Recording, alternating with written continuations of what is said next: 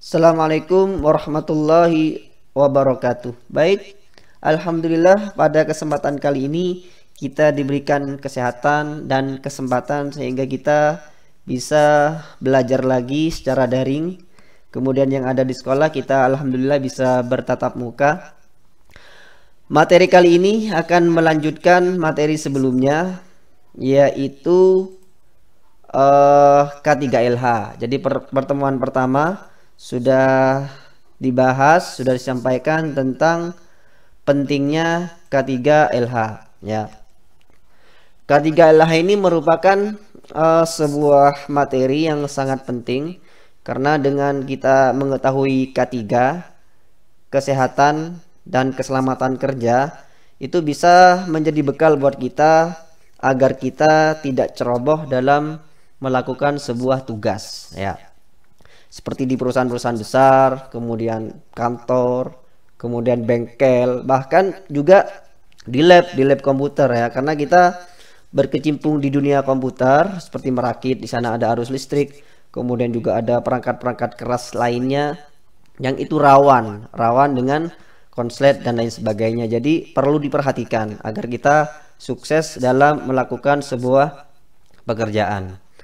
Kemudian pada kesempatan kali ini kita akan mempelajari pada KD 3.2 yaitu menerapkan perakitan komputer. Ini untuk KD pengetahuan, sedangkan KD keterampilannya adalah merakit komputer. Jadi sebelum kita merakit komputer, kita harus tahu seluk-beluk tentang perangkat-perangkat keras itu sendiri, cara kerjanya, prinsip kerjanya dan seterusnya.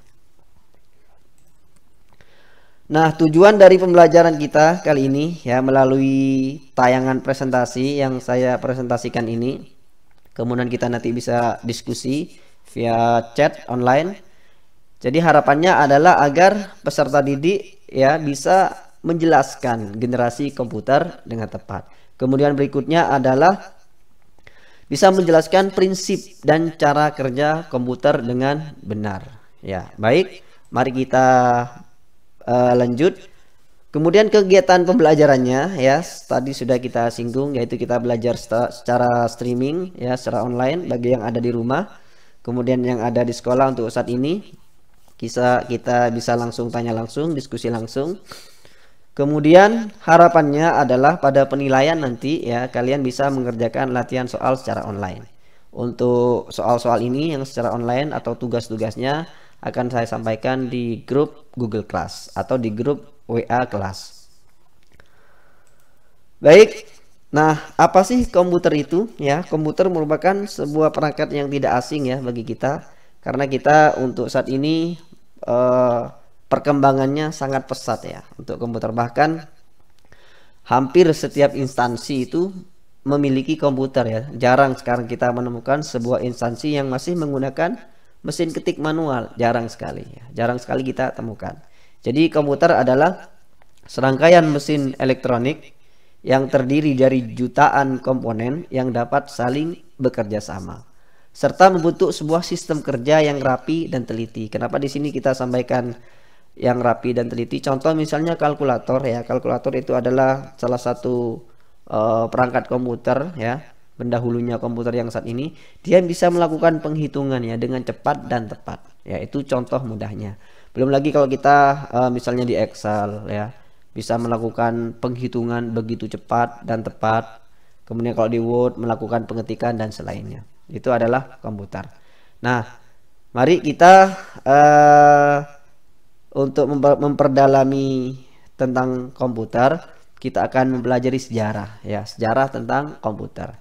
Jadi pada awal mulanya komputer itu tidak seperti yang kita ketahui saat ini ya. Komputer pada generasi awal ya, generasi pertama itu sangat besar ya, sangat besar. Jadi membutuhkan ruangan yang sangat luas. Kenapa? Karena perangkatnya masih sederhana. Jadi pada waktu itu ya, generasi pertama masih menggunakan tabung hampa udara ya, vacuum tube.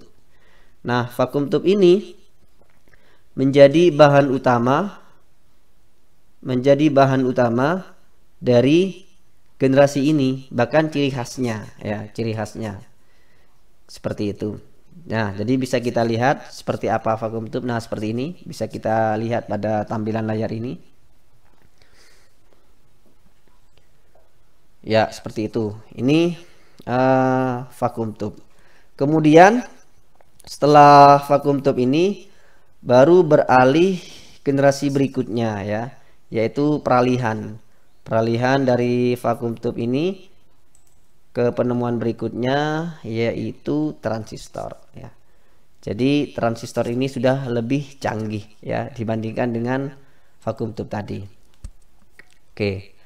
Kemudian setelah ditemukan transistor, ditemukan lagi yang lebih canggih, yaitu apa? IC ya, IC, Integrated Circuit.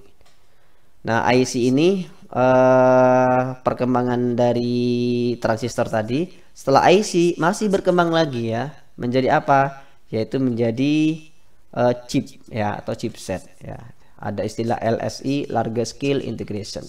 Nah, ini sudah pada generasi keempat. Nah, generasi keempat ini merupakan cikal bakal perkembangan dari komputer ya, cikal bakal dari perkembangan komputer. Setelah generasi ini perkembangan komputer itu sangat cepat ya, sangat cepat, bisa kita rasakan saat ini ya. Mulai dari bentuknya yang dulu besar ya, sekarang sudah tipis ya, contohnya seperti laptop ya, sangat tipis atau slim seperti itu. Ini generasi komputer ya.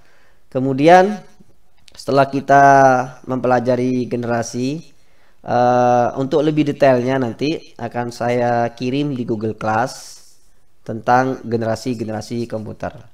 Baik, untuk berikutnya sekarang kita akan masuk pada pembahasan prinsip dan cara kerja komputer. Nah, sistem kerja komputer itu secara garis besar hanya terbagi menjadi 3 bagian saja ya. Yang pertama itu adalah input device, kemudian process device, dan output device. Apa itu input device ya? Input device itu adalah perangkat masukan. Kemudian process device adalah perangkat proses ya, atau perangkat yang memproses inputan tadi. Kemudian berikutnya adalah perangkat keluaran, yaitu hasil dari proses kemudian dikeluarkan. Kemudian ada tambahan yaitu media penyimpanan atau storage device. Ini adalah perangkat yang menyimpan hasil dari sebuah proses ya dalam sebuah media penyimpanan. Contohnya seperti hard disk. Oke, langsung kita pada yang pertama yaitu input device. Apakah input device? Ya, input device ini adalah perangkat yang berfungsi memberikan instruksi atau perintah pada komputer, baik itu berupa teks, gambar, dan suara. Nah, bisa kita lihat di layar. Di sana ada mouse contohnya ya, dia memberikan instruksi ya, klik. Kita klik, misalnya kita mau men-shutdown komputer atau menjalankan sebuah aplikasi, tinggal kita klik saja. Kemudian keyboard ya, dia memberikan instruksi apa? Teks ya, dia untuk mengetik misalnya dan seterusnya. Kemudian ada touchscreen ya, touchscreen juga dia memberikan perintah sama seperti mouse touchscreen ya. Kalau di smartphone kita ya, smartphone saat ini tuh rata-rata sudah touchscreen semua ya. Kemudian ada scanner ya, untuk memindai gambar, scanner memindai gambar. Jadi gambar kita bisa pindai masuk dia ke dalam sistem komputer. Kemudian ada barcode ya, di toko-toko sekarang, di Indomaret, Alfamaret ya, kemudian Utamaraya dan seterusnya.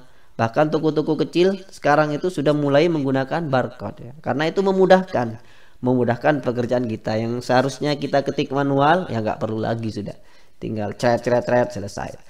Kemudian ada lagi finger ya, mesin finger. Nah, fingerprint atau jari jemari kita ya, ini hampir di setiap instansi untuk saat ini sudah memperlakukan absensi menggunakan finger ya, ini memudahkan juga.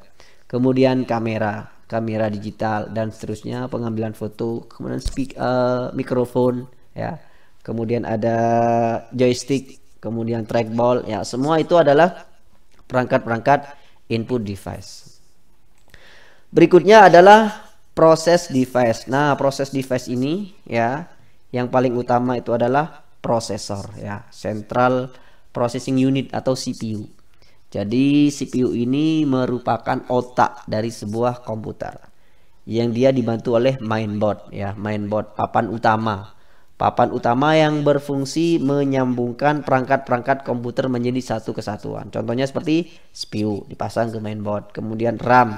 RAM ini adalah salah satu perangkat device juga, RAM ya, Random Access Memory.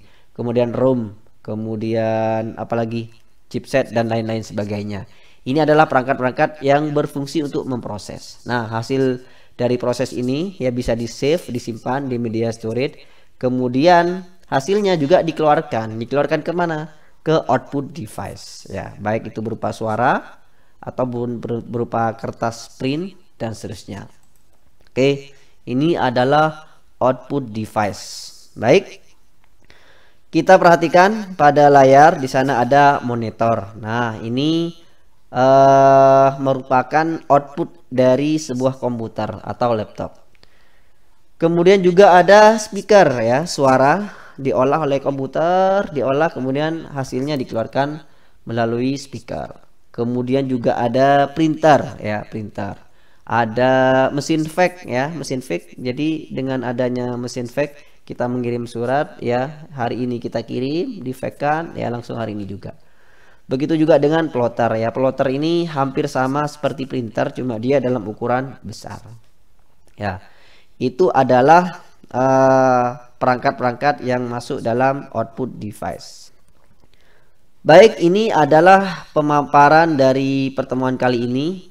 Jadi kalau kita simpulkan, yang pertama itu yang kita pelajari saat ini yaitu tentang komputer, kemudian generasi komputer, dan prinsip cara kerja komputer. Generasi komputer mulai dari generasi pertama menggunakan vacuum tube, kemudian generasi kedua menggunakan transistor, kemudian generasi ketiga menggunakan IC, generasi keempat ribuan IC dipangkas jadi satu yang kita beri nama chipset. Kemudian dari generasi keempat ini ya merupakan cikal bakal perkembangan komputer yang sangat pesat yang kita rasakan seperti saat ini. Nah, baik, itu yang bisa saya sampaikan pada pertemuan kali ini. Jika ada pertanyaan bisa langsung ditanyakan via online. Nanti akan saya balas di sana. Kemudian untuk tugasnya jangan lupa bisa dikerjakan di Google Class. Informasinya di Google Class atau di grup kelas. Baik, pada kesempatan kali ini semoga yang sedikit ini bermanfaat buat kita semua. Semoga kita selalu diberikan kesehatan dan keselamatan di masa pandemi ini, dan semoga juga kita dimudahkan urusannya. Saya akhiri. Assalamualaikum warahmatullahi wabarakatuh.